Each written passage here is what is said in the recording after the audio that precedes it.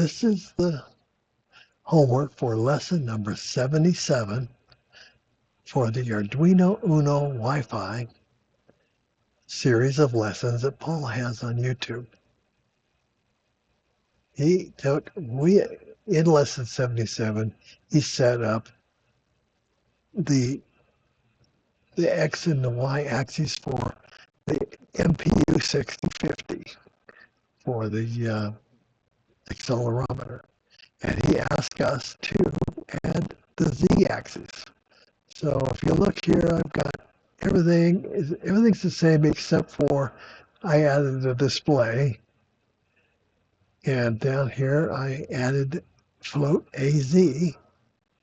And that brings up, that defines the Z-axis, at least the variable. Down here, I set up the AZ axis and did the same thing to the other one, except where I set a -1, because the Z axis is always going to see gravity as a 1, because because of its alignment, it's aligned with the direction of gravity.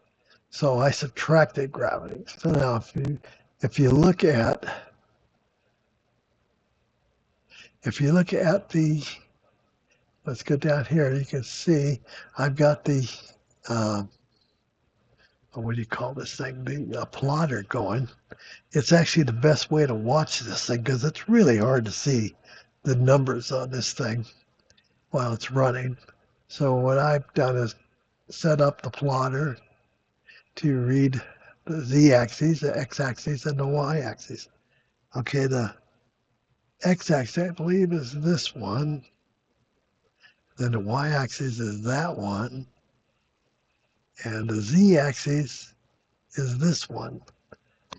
And you can see that all shows up real well on the plotter.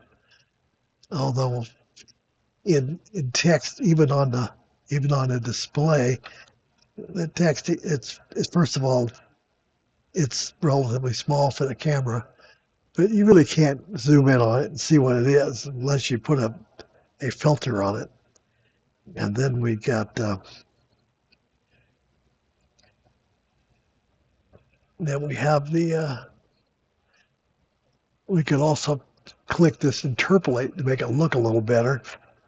If you go this way and that way, it makes it a little more rounded. And this way and that way, and this way and that way. And anyway, I do like this plotter. It does makes looking at stuff like this so much easier. Anyhow, Paul, there's my homework, and I appreciate you doing these videos. And we will see you next Tuesday. Next Tuesday. Bye.